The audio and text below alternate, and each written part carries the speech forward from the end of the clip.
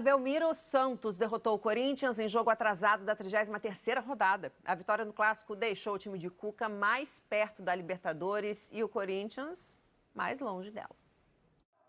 No futuro, será fácil lembrar desses Santos e Corinthians? Alguém dirá: ah, foi o Clássico do apagão. Jogada santista pela esquerda, briga pela posse de bola. Ih, rapaz! Acabou a iluminação no estádio Urbano Caldeira, Vila Belmiro. 12 minutos. E antes do apagão, o Corinthians era melhor. Infelizmente, aconteceu da luz apagar. Esfria, é normal. Não tem como voltar com o mesmo ritmo, depois de ficar acho que 15 minutos parado. Na volta da bola rolando, nenhum lance perigoso de um lado ou do outro. Depois do apagão, vamos ser muito sinceros. O jogo não foi bom. Pro segundo tempo, Cuca colocou Soteldo no time e a mágica aconteceu. Marinho lançou o venezuelano, que teve seu momento Diego Souza contra Cássio. Pé direito, bateu pro gol. Cássio defendeu, voltou pro Soteldo, olhou, calibrou, bateu em cima do Fábio Santos. Não demorou muito e Soteldo colocou Cássio para trabalhar mais uma vez. Mas antes, preste atenção no lateral Felipe John, que desarmou o Mosquito e foi pro ataque. Atravessou o campo, recebeu no fundo e achou Soteldo livre. Pra Soteldo, pé direito, Cássio! A bola volta pra Marinho, bateu pro gol! Gol! Marcos Leonardo, 1 para o Santos, 0 para o Corinthians. Logo depois do gol, Soteldo pediu para sair. Foram apenas 12 minutos em campo, mas valeu a pena? E se o camisa 10 se foi, o camisa 11 ficou e se envolveu nessa cena curiosa. Entenda o caso. Marinho não viu o Lucas Braga e trombou no companheiro. Marinho caiu e, na sequência, ainda derrubou o Marcos Leonardo. Com a vantagem no placar, apareceu em campo um outro lado do atacante Marinho. O Marinho ator, o Marinho que sabe como ninguém ganhar tempo. Depois desse lance dentro da área, que o árbitro apitou falta do Marinho, ele ficou caído e até ser atendido e sair no carrinho maca, foram 2 minutos e meio até o jogo recomeçar. E aquele spray deve ser milagroso. Olha o Marinho correndo. Na volta para o campo, uma mecha no cabelo. Mecha feita com cal da risca da grande área. Olha a nova tendência. E o cabelo mechado teve mais uma queda. A voz que reclama ao fundo é do Wagner Mancini. Olha o Marinho agora, olha o Marinho agora. Agora, alegando câimbras, Marinho seguiu caído até o seu melhor amigo, o Carrinho Maca, entrar de novo em campo. Foram mais 2 minutos até o jogo recomeçar. Fatos que justificam os 8 minutos de acréscimos, mas nem assim o Corinthians conseguiu assustar o João Paulo. E apita Vinícius Gonçalves, o tabu na Vila Belmiro continua 1-0 para o Santos. No clássico do apagão, Santos 1-0. Libertadores, mais longe para uns. A gente sabe que ainda tem possibilidade de classificar, é difícil, mas a gente tem possibilidade de classificar. Enquanto tiver chance, a gente vai ter que brigar, tem que honrar essa camisa até o final, para quem sabe a gente conseguir colocar o Corinthians na Libertadores. Libertadores, mais perto para outros. É normal que eles estejam comemorando tanto assim, não está definida ainda a vaga, mas se aproximou, né? Tomara que domingo a gente faça um bom jogo e possa definir, eles merecem.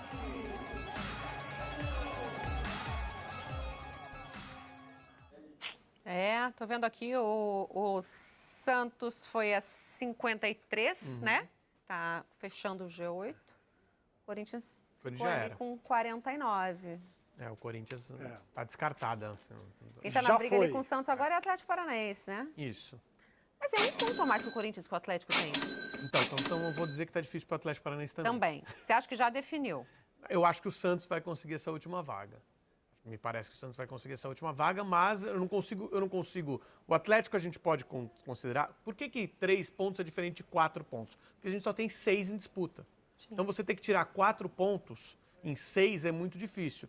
3 pontos em 6 também é difícil, mas assim, é uma partida só, é um tropeço. Sim, um tropeço. Tá? No caso do Corinthians, o Corinthians precisa de 2 tropeços do Santos. Fica realmente mais complicado. Bom, jogo que teve de tudo, apagão... Na verdade, teve de nada. Né? De jogo mesmo, não teve de nada. Ontem nós somos surrados pelo mau atuação futebol. maravilhosa do Marinho em todos os sentidos. Não, em todos não. Só no sentido, assim... Ele fez a jogada do gol, né? Recuperou a bola lá que foi chutada pelo Soteldo. Em campo e também quem jogou bola... O único que jogou bola de verdade foi o Soteldo por 15 minutos ou 12 entrou minutos. pra isso, né?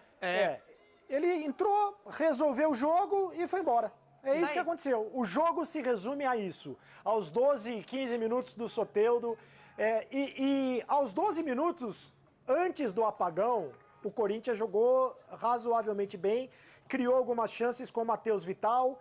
E depois do apagão, aí tudo se apagou, né? Aí foi um apagão geral, dos dois lados, inclusive, até o Soteldo entrar no intervalo e resolver a vida do Santos, que está praticamente classificado para a Libertadores. Para quem não entendeu e não acompanhou, o Soteldo começou no banco, porque ele não estava 100% fisicamente. Sim. Aí o Cuca coloca ele no intervalo, ele muda o jeito do Santos jogar, né? Deixa o time mais solto, com mais, né? Criando mais, faz o gol e volta a sentir. Então ele sai de novo de campo. E foi uma grande ideia do Cuca colocar o Soteldo. Ele não sabia ele imaginava que o Soteldo pudesse ir mais. Não imaginava que fosse 12 minutos. Muito provavelmente ele achou até que ficasse o segundo tempo inteiro. Ele certamente imaginava que iria mais. Mas assim, ele arriscou. Falou, eu tenho um jogador aqui que é diferente.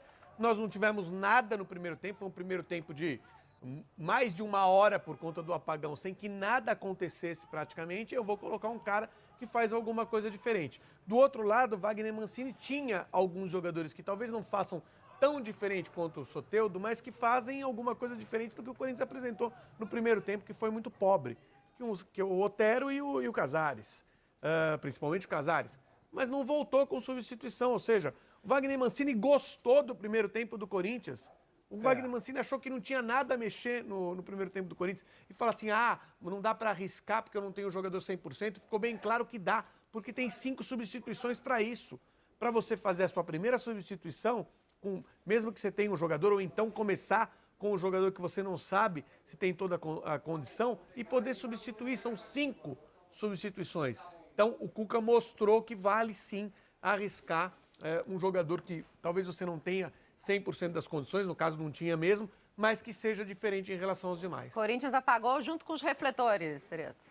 Apagou, e eu concordo com o Lofredo no duelo entre Mancini e Cuca. O Cuca deu um checkmate no Mancini na medida em que ele, tudo bem, tem o Soteldo no banco, o Mancini não tem, né? Tinha o Soteldo no banco, tem um jogador que faz a diferença, mas o Mancini demorou para mexer de fato.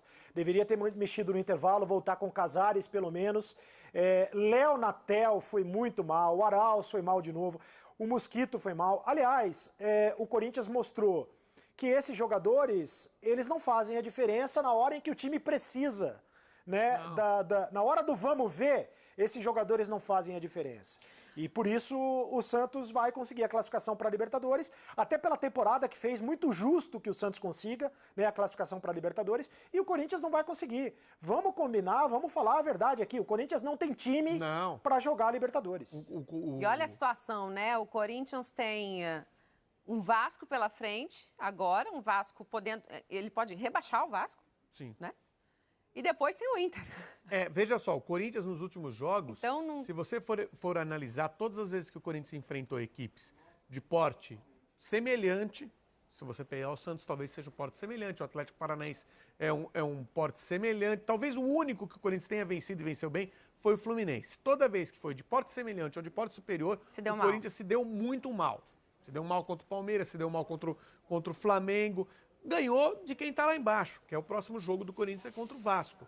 Pode ser uma oportunidade para que o Corinthians consiga 3 pontos. Agora, esperar que o Corinthians ganhe do Inter na última rodada, meio fora do padrão. Cair? Não, tudo bem. Mas, já nesse pelo jogo, que o Corinthians está apresentando, esse time do Corinthians, que é bem mais ou menos, ele tem condição de ganhar dos times que são abaixo do mais ou menos, como ele tem feito. Agora, como é que ele vai ganhar? Se ele não ganhou de ninguém que está lá em cima, como é que vai ganhar do Inter? Falando nisso, primeiro vamos mostrar a zoeira. Você conhece o jogo da discórdia? Eu já ouvi falar, mas não... Você não assiste BBB? Não é o jogo da assisto. segunda-feira. Eu Você sou vê, uma da- né, eu sou- Xereto? Claro que sim, né? O Jogo Eu Thiago não Leifert tenho rede pode. social e não assisto BBB. Na verdade, Aliás, eu nem existo, né? Na verdade, Um beijo pro Thiago Leifert, com quem eu conversei ontem, matando saudade. Um beijo pro Thiaguinho Leifert. Querido, tá arrebentando.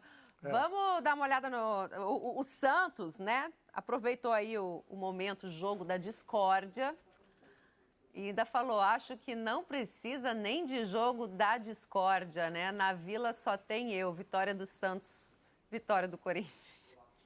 Porque os últimos 7 jogos na Vila Belmiro, o Santos ganhou 7 do Corinthians. É um aproveitamento de fato impressionante. E na história recente desse clássico na Vila Belmiro, o Corinthians se mostra freguês. Né? Não, então, aí a gente preparou aqui números do Corinthians, desempenho do Corinthians em clássicos desde 2016.